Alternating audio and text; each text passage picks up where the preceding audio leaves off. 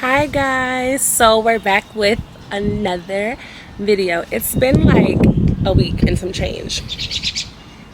I don't think it's been 2 weeks. It's been like a week and some change. It is currently March 16th, Saturday, and I wanted to come up here and give y'all a new video. I have been sick, okay? And if you know how crazy the weather gets. And 1 minute it's hot, the next minute it's cold, and the weather just be weathering, and I hate that for us. So I took my braids out, the curls is curling, and we are on our natural girl vibe today, and I got my nails done. So of course I can't stay out of Barnes, y'all know, and I know there's other bookstores, but Barnes is just convenient for me. It's right there.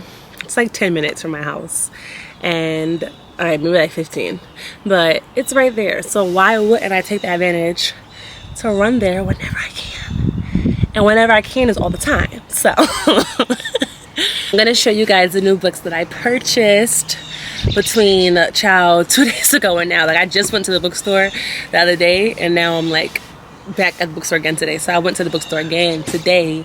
Like, I didn't just go to the bookstore 2 days ago or like 3 days ago. It's crazy. So we're gonna shut up and get right into it. So at first we had Atonement. I know it's a movie about this book, but again, these are all books that I do not know. I don't know the authors. I don't know nothing about the book. So we gonna cheat and read the back.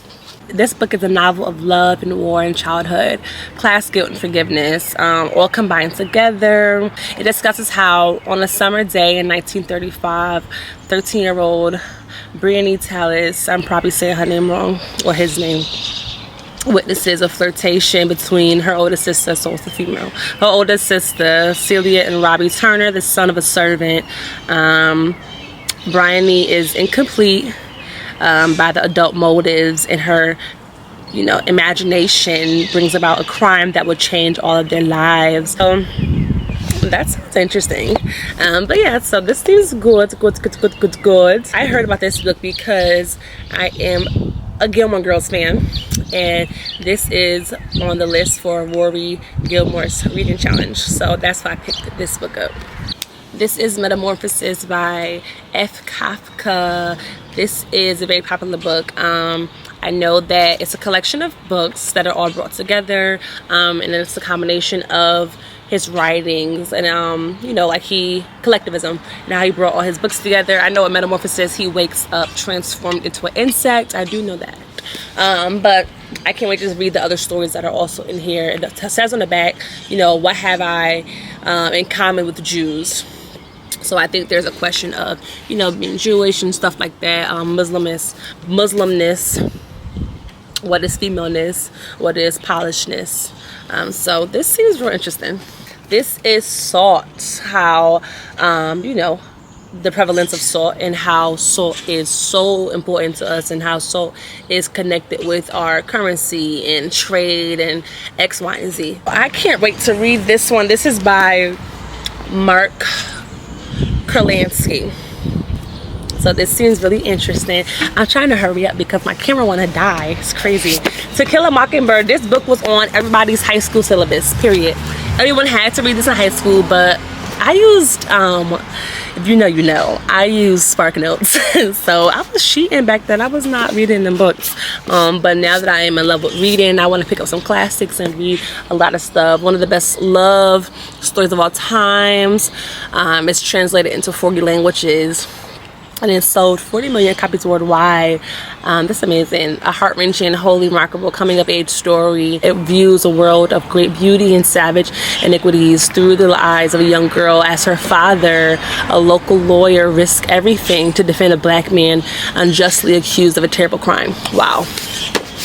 I cannot wait to read this. Northanger Abbey. This is by Jane Austen. I be trying to get into classics, okay? I already have, what's the one I have? Charlotte Bronte. But I've been trying to get into classics a lot more. I read Wuthering Heights and fell in love with it. And that's when I really was like, oh, I like classics. It gave me a lot of emotions. But I'm excited to read this book. I don't know much about it because, you know, we're new to classics. I can't wait to read it. And I heard it's like really funny and stuff like that. And with classics, you have to understand the literature and the context of, you know, that time and stuff like that. So,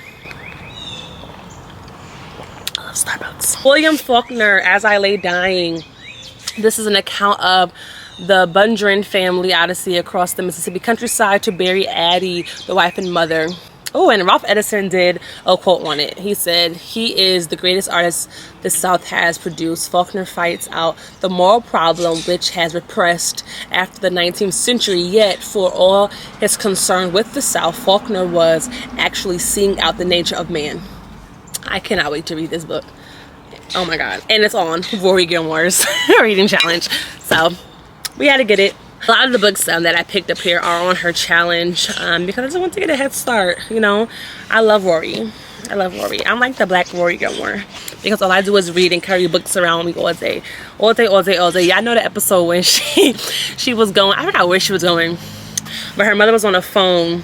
Was on the phone with her assistant at the time, and Rory was packing her book bag with all these books, and her mom was just like, you know, basically you have to take all this book, like pick one.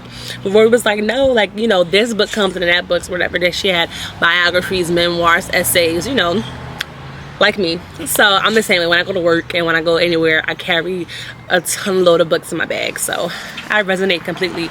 This is Fahrenheit by Ray Bradbury. Guy is a fireman. His job is to destroy the most illegal of commodities, the printed book, along with the houses in which they are hidden. He never questions the destruction and ruin his actions produce, returning each day to his bland life and wife, Mildred, who spends all her day with her television family. But when he meets an eccentric young neighbor, Clarice, who introduces him to a past where people didn't live in fear, into a present where one sees the world through the ideas in books instead of the mindless chatter of television, Guy begins to question everything he has ever known. Wow. And I think I'm going to resonate with this book a lot because people get so caught up in the TV, like TV, social, especially now with social media. Like social media is just capturing souls left and right. And it's just like, no, like me personally, I haven't watched TV in 2 months, literally. Like I have not turned my TV on in 2 months because it's just like you get so lost in it and that's so much time being wasted when you could be reading books. Reading. Like, come on now, come on. So now we are gonna go ahead to the books that I purchased the other day. The Fire is Upon Us. This book is so pretty. I love this book. It's just so simple and just, the writing is just, ouch. Like, it's just, bam. Like, just screaming out at you. I don't know why I said ouch. But I'm a big Baldwin fan. I'm actually very familiar with the interview that is going to be discussed here. But it was between Baldwin and Buckley Jr. And they discussed, you know, race in America. So this book, and it's a Princeton Press copy, so, which is cool. But this is about, you know, the crazy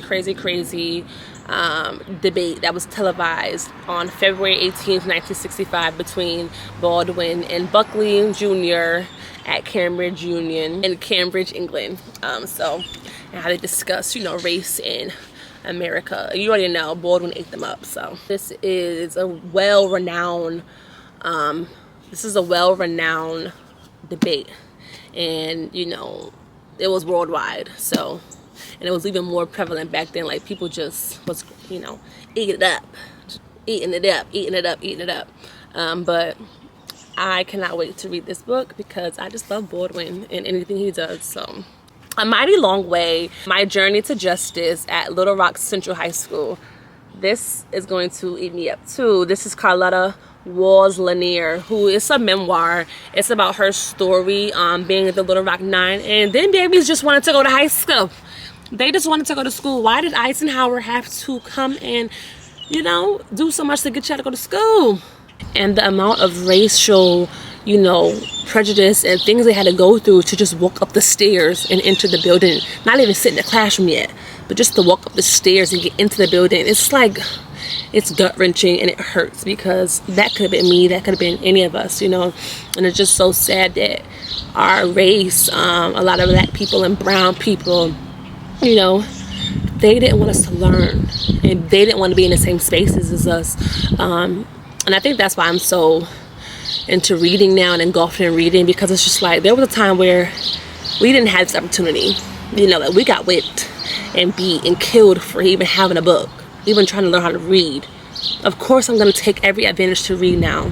Of course I'm going to fall in love with reading, because there was a time where our people, our ancestors literally could not read, and were killed for even holding a book, even trying to read, even trying to, you know. And now that we have the advantage to read and to go to school and to do X, Y, and Z, we don't want to do it. But it's just brainwashed, like a lot of brainwashing. So I can only, you know, it's crazy. This is 634 Ways to Kill Fidel. I cannot wait to read this book. It is by Fabian Escalante. I have my little tab up here because I need to read it by April 13th. I'll be marking and putting deadlines on my book so I can know when, all right, like we need to get in and out. But there's this book by this date. So I'm not reading this until next month. Maybe before then, but my goal is to read it next month. But this book is about, you know, how they had so many things and explosives and poisons and X, Y, and Z. The people, and we know who the people are, was trying to kill Fidel for years. For years. And they make it seem like all these countries have all these people who are just terrible people, and, you know, hate America so much. Hate America so much. And they don't. They don't. They don't. No, they don't. Nobody cares, bro. Like, nobody cares. But that book seems really interesting, and I cannot wait to read it, to just learn more about the country itself, and to learn why and how and everything else, or why they was trying to kill Fidel Castro. This is the Reformatory. It's about a 12-year-old Robbie Stephens Jr. was sentenced to 6 months at the Gracetown School for Boys for kicking the son of the largest landowner in town. Annoyed. Of his older sister, because he was trying to defend his older sister, Gloria. So they end up, and this was during the Jim Crow South time. So during the Jim Crow South, you already know, there's no need to even give you a background on it. We already know what was going on back then, and how that was. So the terrors of living and being in that time, and in the South during that time, and being a black boy during that time, you know. So they sent him to the school they called the Reformatory. So he started seeing ghosts and stuff, and, you know, like, he had lost his mother, X, Y, and Z, but they were trying to, the sister and them was trying to get him out of school before it was too late. But I really cannot wait to read this book. It's giving thriller and horror, but I cannot wait. This is An American Family by Santi Elijah Holy. The Shakors and the Nation They Created. I have been dying to read this book. Literally dying to read this book. It has been on my TBR on Goodreads for a very long time. I've really been wanting to read this book forever. And I couldn't find it in the store. I couldn't find it in Barnes the last 2 weeks. But I was looking in the wrong section. And I didn't want to ask somebody, because I just like to browse and look myself, because when you look long enough, you end up finding what you're looking for. So this book is just about, you know, COINTELPRO, and, you know, how, you know, the histories of one family, you know, have so many ties to conspiracies and this, that, and the third, and, you know, anti-black policies, you know, dealing with the black liberation movement, X, Y, and Z. So I really can't wait to deep dive in that book. Last but not least, we have, it's a big one. It's a biggie. This is King. This is King. This is King. This is King. This is by Jonathan Eig or Eig. I don't know how to pronounce his last name, but this is King. I know it's so simple. I should know how to pronounce it. But this is by him, Jonathan, and it's a really big book. But I feel like I'm gonna eat this up and chew it up and spit it back out at y'all for a review real soon. But I just cannot wait to read this book. It is based on, you know, the research that Jonathan, you know, did or whatever concerning Malcolm or whatever. It includes recently declassified FBI files. It's a new portrait and a new way to look at the activists who shook the world.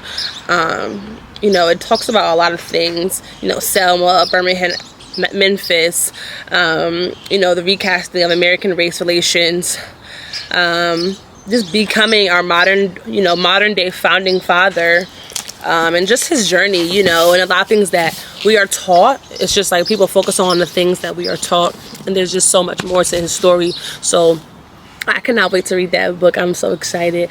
But guys, oh my gosh, I thank you guys for tuning in. I just want to give y'all a quick little video because let me tell you something. I was sick. I really was not feeling well at all, and I thought I had COVID, and then I thought I had the flu, and then y'all, I'm still sick today. Like, I look all dialed up and stuff a little bit, but I really don't feel good. My throat is still killing me, so I wanted to make sure that I did this because I was like, I'm not slacking. You know, the devil wants me to slack this year concerning Bookstagram and Booktube and BookTok, and I ain't slacking. So I love you guys. I love you guys. I love you guys. Thanks for tuning in. We have, how many books did I buy? Oh my god, I wrote all these in a week. 1, 2, 3, 4, 5, 6, 7, 8, 9, 10, 11, 12, 13 books. 13 babies. 13 children. But no, thank you guys so much for tuning in, and let me know what you guys want to see next. I cannot wait to give you guys detailed reviews on all of these books, because I'm just excited to knock them out one by one. But without further ado, I'm out. I love y'all. Bye. Stay connected, and if you want to butter read, like I always say, listen, come here. If you want to buddy read, go on your phone, go to Instagram.